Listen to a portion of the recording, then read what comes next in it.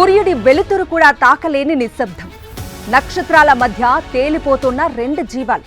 ఒకరు సునీతా విలియమ్స్, ఇంకొకరు Butch Wilmore. గగనతలంలోని శూన్యంలో ఆత్మస్థైర్యం కోల్పోకుండా సగర్వంగా నిలిచిన రెండు మానవ శరీరాలు ఇవి.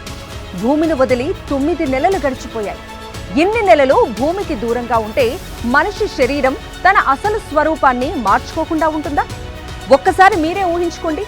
ఒక గది లోపల మీరు నడవలేరు, కూర్చోలేరు, పడుకోలేరు. కేవలం తేలిపోతూ ఉంటారు. సునీతా విలియమ్స్, బుచ్ విల్మోర్ అదే పరిస్థితిలో ఉన్నారు. గురుత్వాకర్షణ లేకపోవడంతో వాళ్ళ ఎముకలు బలహీనమవుతున్నాయి, కండరాలు క్షీణించిపోతున్నాయి, రక్తం పైకి లేచిపోతూ మెదడును మబ్బుగా మార్చేస్తుంది.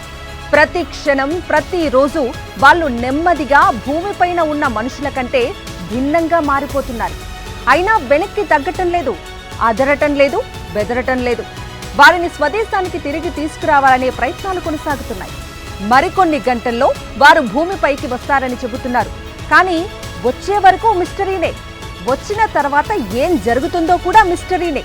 ఎందుకంటే 9 నెలల పాటు భూమి పరిస్థితులకు దూరంగా బతికిన సునీత, బుచ్ విల్మోర్ భూమండలంపై అడుగు పెట్టిన తర్వాత వారి ఆరోగ్యం ఎలా ఉండనుందనే ఆందోళన అందరిలో వ్యక్తమవుతోంది.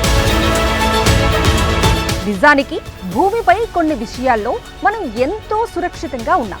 మనిషిని ఒక అద్భుతమైన అయస్కాంత క్షేత్రం అంటే magnetic field రక్షిస్తోంది.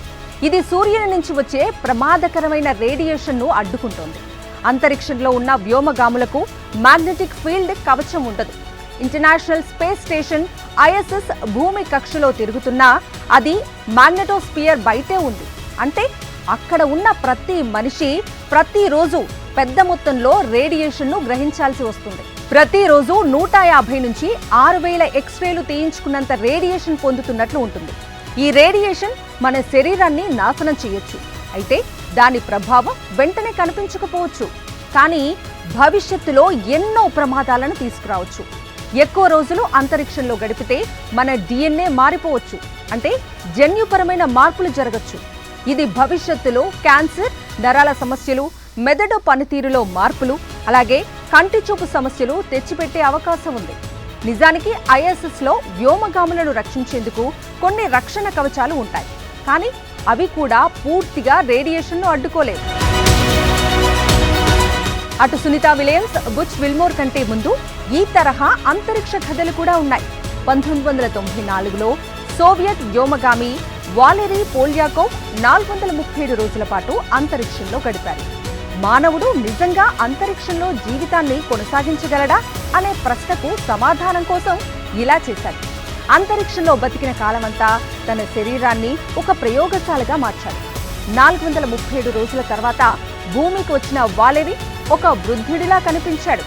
American వ్యోమగామి Scott Kelly 2015లో 340 రోజులు ISSలో గడిపారు. ఆయన తిరిగి భూమికి వచ్చినప్పుడు కెల్లీ DNA మారిపోయింది. ఆయనకు కంటి చూపు సమస్యలు వచ్చాయి. అనేక ఆరోగ్య సమస్యలు వెంటాడాయి.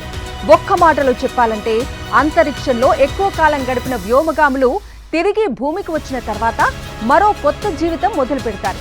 అది అనేక సవాళ్లతో కూడుకుంటుంది. సునీతా విలియమ్స్, బుచ్ విల్మోర్ కూడా ఆ సవాళ్లను ఎదుర్కోవాల్సిందే.